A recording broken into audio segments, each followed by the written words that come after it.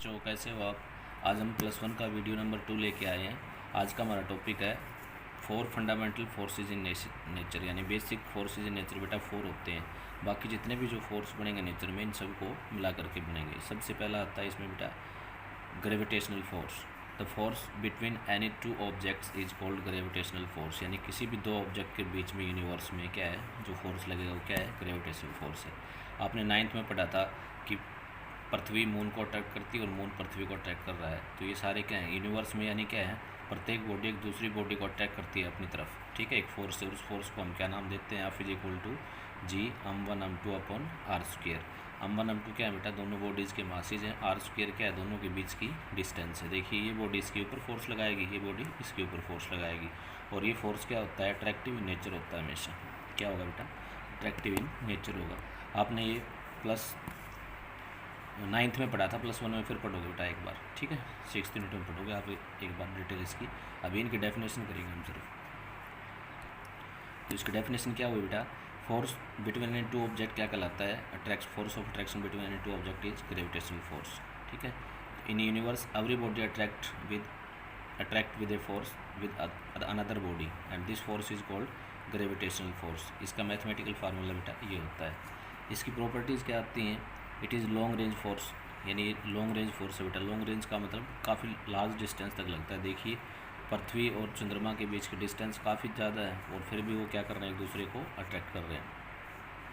दूसरा क्या है बेटा, वीकेस्ट फोर्स इन नेचर, ये नेचर का सबसे वीक फोर्स है बेटा। सबसे वीक फोर्स पूछ रहे तो आपको कौन सा होता है, ग्रेविटेशनल फोर्स इन नेचर होता है। अगला है बेटा, अगली प्रॉपर्टी है अट्रैक्टिव इन नेचर। ये हमेशा क्या करते हैं, अट्रैक्ट करेंगे, कभी भी रिपेल नहीं करते हैं। ग्रेविटेशनल फोर्स हमेशा क्या होता है, अट्रैक्टिव होता है, यानी यूनिवर्स में प्रत्येक बॉडी एक दूसरी बॉडी को अट्रैक्ट कर रही है। ठीक है, कभी भी रिपेल नहीं कर रही है। अगला है डू नॉट रिक्वायर मीडियम। इसको इस फोर्स के लिए कोई मीडियम की जरूरत नहीं होती, वैक्यूम में भी लगता है ये, यानी फ्री स्पेस और एयर में भी लगता है, कोई मीडियम की जरूरत नहीं होती। यहाँ पे बेटा जी एक यूनिवर्सल ग्रेविटेशनल कांस्टेंट है और जी की वैल्यू कितनी होती है, 6.67 × 10⁻⁻11 न्यूटन मीटर स्क्वेयर पर किलोग्राम का स्क्वेयर है बेटा। और क्या कहेंगे इसको, यूनिवर्सल ग्रेविटेशनल कांस्टेंट, यानी कहीं भी चले जाओ आप, नाम से इंडिकेट हो रहा है यूनिवर्सल का मतलब यूनिवर्स में कहीं भी चले जाओ जी की वैल्यू क्या रहेगी, कांस्टेंट। आप पृथ्वी पे रहो, आप चंद्रमा पे चले जाओ, आप सूर्य पे चले जाओ, कहीं भी जाओ जी की वैल्यू क्या रहेगी, कांस्टेंट, इसका कोई चेंजमेंट नहीं होगा। और एक एक्सेलरेशन ड्यू टू ग्रेविटी आता था स्मॉल जी, उसकी वैल्यू कितनी होती है, 9th में पढ़ा था 9.8, उसकी वैल्यू बेटा चेंज होती है। पृथ्वी पे कितनी है, 9.8। ठीक है, मून पे जाओगे तो इसका 9.8/6 रह जाएगी। ठीक है, तो इसकी वैल्यू क्या हो रही है, चेंज। और कैपिटल जी की वैल्यू कभी चेंज नहीं होती है। तो ये क्या था, इंट्रोडक्शन था ग्रेविटेशनल फोर्स का। बाद में हम इन सब फोर्सेज को पढ़ेंगे बेटा 1 बाय 1 डिटेल में। दूसरा है इलेक्ट्रोमैग्नेटिक फोर्स। इलेक्ट्रो का मतलब देखिए क्या होता है, बिजली। मैग्नेटिक का मतलब यानी इलेक्ट्रिसिटी और मैग्नेट का रिलेशन होता है कोई भी, तो इस फोर्स को हम क्या कहेंगे, electromagnetic force. Electromagnetic forces are the forces between charge particle. ठीक है, कोई भी दो चार्ज पार्टिकल हैं उनके बीच में जो फोर्स है उसको क्या बोलेंगे, इलेक्ट्रोमैग्नेटिक फोर्स। ये आप +2 में पढ़ोगे, इसको बोलते हैं कूलॉम्स लॉ। +2 फर्स्ट यूनिट में दूसरा या तीसरा टॉपिक आएगा कूलॉम्स लॉ। ठीक है, तो कोई भी दो चार्जेज हैं, ये Q1 प्लस का है, ये प्लस का Q2 है, इन बीच के डिस्टेंस क्या आ रहा है, तो दोनों क्या करेंगे, लाइक चार्ज देखिए बेटा क्या करेंगे, रिपेल करते हैं। ये इसके ऊपर फोर्स ऐसे लगाएगा और ये इसके ऊपर फोर्स ऐसे लगाएगा। अगर दोनों चार्ज के अपोजिट हैं, अपोजिट का मतलब ये प्लस का Q1 है और ये माइनस का Q2 है, दोनों के बीच की डिस्टेंस ये है, तो दोनों क्या करेंगे, अट्रैक्ट करेंगे। देखिए फोर्स की डायरेक्शन क्या हो जाएगी, चेंज। यानी लाइक चार्ज क्या करते हैं, रिपेल। अनलाइक चार्ज क्या करेंगे, अट्रैक्ट करेंगे। इसका मैथमेटिकल फार्मूला बेटा उसी हिसाब से क्या हो जाएगा, F G, यहाँ पे क्या है 1/4πε0। ठीक है, पहला चार्ज Q1 इंटू में दूसरा चार्ज, दोनों का प्रोडक्ट देखिए, यहाँ मास का प्रोडक्ट था अपॉन डिस्टेंस का स्क्वायर। ठीक है, ये दोनों में क्या है, इससे कंपेयर करने के बाद ये क्या आ रहा है, 1/4πε Q1 Q2 अपॉन r²। यहाँ पे 1/4πε0 की वैल्यू कितनी होती है, 9 × 10⁹ न्यूटन मीटर स्क्वायर पर कूलम का स्क्वायर। +2 में पढ़ोगे बेटा आपको इसको। और इसको क्या कहेंगे, इट इज़ कॉल्ड ε0 जो है, ε0 क्या कहेंगे, ये के यहाँ पे के क्या चीज़ है, ये कांस्टेंट है। 1/4πε0 की वैल्यू क्या है, ये कांस्टेंट रहेगी। और ε0 क्या होता है, इसको क्या बोलेंगे, ε0। ठीक है, ये नहीं है बेटा, ε0, यहाँ पे नीचे 0 लगा है। 8.85 × 10⁻⁻12 कूलम स्क्वायर पर न्यूटन पर metre square. It is absolute permittivity of free space या वैक्यूम। क्या नाम है इसका, absolute permittivity of free space और वैक्यूम। अभी आपके लिए ये नया है, कहाँ पढ़ोगे आप, +2 में पढ़ोगे। उसके बाद आता है इसकी प्रॉपर्टी पढ़ेंगे बेटा। ये तो लॉन्ग रेंज फोर्सेस, पहली प्रॉपर्टी क्या है, लॉन्ग रेंज फोर्सेस है। दूसरी क्या है, यानी लॉन्ग रेंज फोर्सेस का मतलब क्या है, लॉन्ग डिस्टेंस तक लगता है बेटा, ऑपरेट होता है। दो चार्ज को आप काफ़ी दूरी पर रख दोगे तो भी क्या होगा, लगता रहेगा। ठीक है। डू नॉट रिक्वायर मीडियम, इसको भी मीडियम की जरूरत नहीं होती है। तीसरा है बेटा one of the strongest force, क्या ये सबसे स्ट्रॉन्ग फोर्स है। सबसे स्ट्रॉन्ग कौन सा है, one of the strongest force in nature. नीचे एक नोट डाला है बेटा, नीचे नोट में क्या डाला है, note electric force between two protons is 10⁻36 times the gravitational force between them. देखिए इलेक्ट्रिक जो फोर्स है वो क्या है, between two protons, proton proton के बीच में जो फोर्स होगा, is 10⁻30 times stronger than gravitational force, यानी इतने गुना 10⁻36 टाइम क्या है, स्ट्रॉन्गर है किससे, ग्रेविटेशनल फोर्स से। मान लो ग्रेविटेशनल फोर्स दो प्रोटॉन के बीच में क्या मान लें हम, 1 मान लें फॉर एग्जाम्पल। ठीक है, तो इलेक्ट्रिक फोर्स कितना हो जाएगा, 10⁻36 टाइम्स हो जाएगा बेटा। तीसरा आता है इसमें स्ट्रॉन्ग न्यूक्लियर फोर्स। क्या आता है, स्ट्रॉन्ग न्यूक्लियर फोर्स, नाम से इंडिकेट हो रहा है। देखिए स्ट्रॉन्ग न्यूक्लियर फोर्स, न्यूक्लियस के बीच में लगेगा। स्ट्रॉन्ग का मतलब स्ट्रॉन्ग होता है। द फोर्स दैट बाइंड का मतलब होता है बेटा बांध के रखना, bind the neutron and proton together in nucleus are called strong nuclear force. आपने पढ़ा है बेटा कि न्यूक्लियस के अंदर क्या होते हैं, कोई भी एटम होता है उसके न्यूक्लियस में क्या मिलेंगे आपको। देखिए कोई भी एटम है, ये कोई एटम है, ठीक है, इसके यहाँ पे न्यूक्लियस होता है। न्यूक्लियस में क्या होते हैं, प्रोटॉन प्लस न्यूट्रॉन, इसको कॉमन नाम क्या देते हैं, न्यूक्लियॉन्स। और इलेक्ट्रॉन यहाँ पे चक्कर लगाते हैं बाहर। ठीक है, तो ये फोर्स यहाँ इस इलेक्ट्रॉन से कोई रिलेशन नहीं है। ठीक है, न्यूक्लियस के बीच में जो फोर्स लगेगा ना, प्रोटॉन और न्यूट्रॉन के बीच में, उसको क्या कहेंगे, strong nuclear force. The force that bind the neutron and proton together in nucleus are called strong nuclear force. That is force between nucleons are called strong nuclear force. तो nucleon मैंने क्या बताया, proton और neutron दोनों का common नाम क्या है, न्यूक्लियॉन्स। ठीक है, कोई भी एटम के न्यूक्लियस में प्रोटॉन और न्यूट्रॉन को दोनों को बांध के रखने वाला जो फोर्स है उसको क्या बोलेंगे बेटा, स्ट्रॉन्ग न्यूक्लियर फोर्स। ठीक है, इसमें क्या है, देखिए आपको इसमें क्या दे रखे है, ये न्यूक्लियस दिया आगे बनाया हमने। ठीक है, न्यूक्लियस बनाया आगे, तो आपको पता है कि प्रोटॉन पे पॉजिटिव चार्ज होता है, प्रोटॉन पे पॉजिटिव चार्ज होता है। ये तो एक दूसरे को क्या करने चाहिए, रिपेल करने चाहिए, लाइक चार्ज होगी। लेकिन प्रोटॉन और प्रोटॉन आपस में क्या करेंगे बेटा, अट्रैक्ट करेंगे। क्या करेंगे, अट्रैक्ट करेंगे, due to strong nuclear force. किसके कारण, due to strong nuclear force के कारण। ये रिपेल नहीं करेंगे, रिपेल करेंगे तो न्यूक्लियस से दूर भाग जाएंगे। ठीक है, लेकिन आपको पता है कि एक प्रोटॉन है और दूसरा क्या है, न्यूट्रॉन है। एक पे प्लस चार्ज और न्यूट्रॉन पे क्या है, जीरो चार्ज। ये आपस में क्या करेंगे, ये तो अट्रैक्ट कर रहे हैं। ठीक है, स्ट्रॉन्ग न्यूक्लियर फोर्स क्या होता है, वो फोर्स है जो किसी भी एटम के न्यूक्लियस में प्रोटॉन और न्यूट्रॉन को आपस में बांध के रखता है। आगे बेटा समझ में, उसको क्या कहेंगे, स्ट्रॉन्ग न्यूक्लियर फोर्स। इसकी प्रॉपर्टीज़ पढ़ेंगे बेटा। स्ट्रॉन्गेस्ट फोर्स इन नेचर, क्या है ये, स्ट्रॉन्गेस्ट फोर्स इन नेचर है।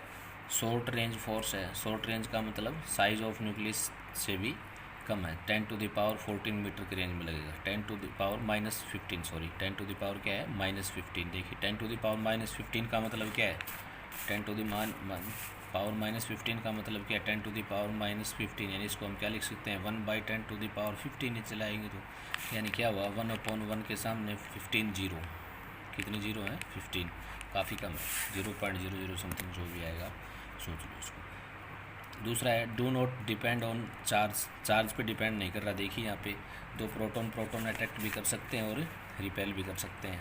ठीक है, तो ये रिपेल करने चाहिए यहाँ प्रॉपर्टी के हिसाब से चार्ज के, लेकिन ये क्या कर रहे हैं यहाँ, अट्रैक्ट, चार्ज पे डिपेंड नहीं कर रहे, हमेशा क्या होंगे, ये अट्रैक्ट करेंगे। Do not depend on charge. ठीक है, फोर्स बिटवीन न्यूट्रॉन बराबर होगा फोर्स बिटवीन न्यूट्रॉन प्रोटॉन बराबर होगा फोर्स बिटवीन प्रोटॉन। कैसे भी कर लो आप, दोनों क्या होंगे, दोनों क्या करेंगे, हमेशा अट्रैक्ट करेंगे, एक दूसरे को बांध के रखेंगे। ठीक है, इसका अपोजिट भी कर लो, force between proton neutron same आ जाएगा, एक और भी लिख सकते हो एक स्टेप, लेकिन तीनों फोर्स क्या होंगे, बराबर हो जाएंगे। फिफ्थ प्रॉपर्टी है binds the proton neutron inside the nucleus. ये बाइंड का मतलब बांध के रखता है प्रोटॉन न्यूट्रॉन को इनसाइड द न्यूक्लियस।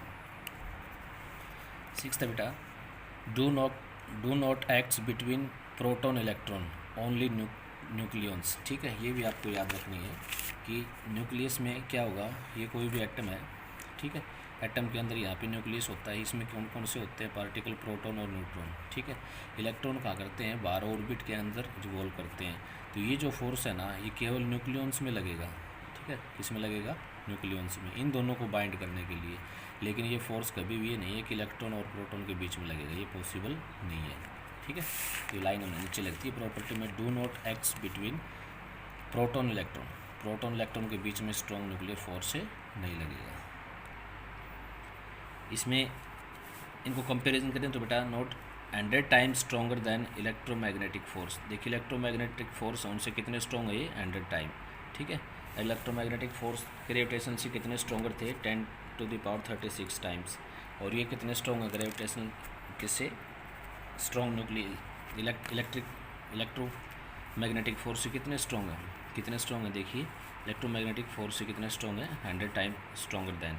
ठीक है, तो इनको इससे पूछ ली तो कितने किससे स्ट्रॉन्ग है, कितने स्ट्रॉन्ग है, 38 टाइम्स है।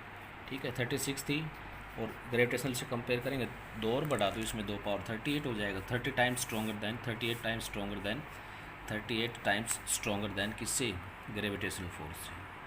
फोर्थ आता है बेटा आपका वीक न्यूक्लियर फोर्स। क्या नाम आता है, वीक न्यूक्लियर फोर्स। देखिए नाम से इंडिकेट हो रहा है, वीक है, न्यूक्लियर है और फोर्स है। ये आप +2 में पढ़ोगे, कहाँ पढ़ोगे बेटा, +2 में। Appears only in certain nuclear process, कहाँ पे दिखाई देंगे हमें, जो कुछ न्यूक्लियर प्रोसेस होते हैं, जैसे सच एज बीटा डीके। क्या लिखा है बेटा, बीटा डीके आपने पढ़ा होगा, अल्फा डीके सुना होगा, अभी पढ़ेंगे आप +2 में, alpha decay, beta decay, gamma decay. ठीक है, तो इसका मतलब क्या हुआ, arises due to interaction of neutrino with other particles. कब अराइज होते हैं, ये इंटरेक्शन होता है किसमें, न्यूट्रिनो में। ठीक है, विद अदर पार्टिकल्स। ये आपको नया लग रहा है अभी, ठीक है, +2 में आप इसको पढ़ोगे, अभी सिर्फ इसकी डेफिनेशन याद रख लो। इसकी प्रॉपर्टीज़ बेटा क्या हो जाएंगी, फर्स्ट क्या है, शॉर्ट रेंज फोर्स है। ठीक है, कौन सा फोर्स है ये, शॉर्ट रेंज। ठीक है, शॉर्टेस्ट रेंज फोर्स है, सबसे कमज़ोर है ये, यानी 10⁻−15 मीटर, वही है जो न्यूक्लियर फोर्स लगा था, 10⁻−15 मीटर। ठीक है, लॉन्ग डिस्टेंस पे ऑपरेट करेंगे तो ये नहीं लगेगा। दूसरा है वीक फोर्स है, क्या हो जाएगा बेटा, वीक फोर्स है। तीसरी प्रॉपर्टी है acts only in radio active emission. कब लगेगा, जब रेडियो एक्टिव इमिशन होता है, अल्फ़ा डी का और अल्फ़ा बीटा और गामा डी के जब भी होता है, इनमें एक्टिवेट होगा ये। थर्ड है बेटा stronger than gravitational force. Gravitational force से क्या है, स्ट्रॉन्ग है, but weaker than electromagnetic force. देखिए ग्रेविटेशनल फोर्स से तो क्या है, ये स्ट्रॉन्ग है एंड वीकर है इलेक्ट्रोमैग्नेटिक फोर्स से। इनमें बेटा हमने कंपैरिजन करना है। एक बार ये क्वेश्चन जैसे पूछ सकता है कि आप कंपैरिजन करके दिखाओ इन फोर्सेस के अंदर कौन सा फोर्स स्ट्रॉन्ग है, कौन सा फोर्स क्या है, वीक है। तो हम क्या मान लें, स्ट्रॉन्ग न्यूक्लियर फोर्स। क्या मान लें, स्ट्रॉन्ग न्यूक्लियर फोर्स। ये स्ट्रॉन्गेस्ट इन नेचर हमने पढ़ा बेटा, स्ट्रॉन्ग न्यूक्लियर, देखिए नाम से इंडिकेट हो रहा है strong nuclear force, strongest in nature. तो इसको मान लें हम 1 मान लें। ठीक है, क्या मान लें, 1 मान लें, सबसे स्ट्रॉन्ग है। उसके बाद क्या हुआ, इलेक्ट्रोमैग्नेटिक फोर्स। Electromagnetic force 10⁻⁻²। ठीक है, सबसे स्ट्रॉन्ग ये है, ये 10⁻⁻² टाइम्स। ठीक है, उसके बाद क्या आएगा, वीक न्यूक्लियर फोर्स 10⁻⁻13 टाइम्स। और उसके बाद क्या आएगा, ग्रेविटेशनल फोर्स 10⁻⁻38 टाइम्स। तो ये आप ग्राफ इसको याद रख सकते हो कि इनको इंक्रीजिंग ऑर्डर में लिखो या डिक्रीजिंग ऑर्डर में। ये क्या है, डिक्रीजिंग ऑर्डर है। सबसे कमज़ोर कौन सा है, ग्रेविटेशनल फोर्स। सबसे स्ट्रॉन्ग कौन सा है, nuclear force, strong nuclear force. अगर इनको आपको इसका अपोजिट करवा ले, इंक्रीजिंग ऑर्डर में लिखो, इंक्रीजिंग ऑर्डर में कर दो। सबसे कम कौन सा है, ग्रेविटेशनल। उसके बाद कौन सा है, वीक न्यूक्लियर। और उसके बाद कौन सा है, इलेक्ट्रोमैग्नेटिक। और सबसे स्ट्रॉन्ग कौन सा है, ग्रेटेस्ट कौन सा है, स्ट्रॉन्ग न्यूक्लियर फोर्स। तो आपको इंक्रीजिंग और डिक्रीजिंग दोनों ऑर्डर में आप इनको लिख सकते हो। ठीक है बेटा, तो इनकी प्रॉपर्टीज़ आप याद करो, इनके डेफिनेशन याद कर लो। एक बार मैं इन सब का आपको वीडियो स्क्रीन दे देता हूँ ताकि आपको नोट करना पड़े तो कोई दिक्कत ना हो। ठीक है, अपनी नोटबुक बेटा तैयार करते रहो और इनको साफ साफ लिखते रहो और याद करते रहो।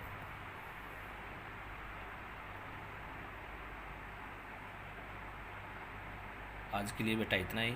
कल हम क्या करेंगे, नेचर ऑफ फिजिकल लॉज। ठीक है, फिजिक्स में कौन कौन से लॉज होते हैं जो नेचर में हम यूज़ करते हैं। ठीक है, फिजिक्स में कौन कौन से लॉज आते हैं और वो लॉ कल पढ़ेंगे। आज के लिए बेटा इतना ही।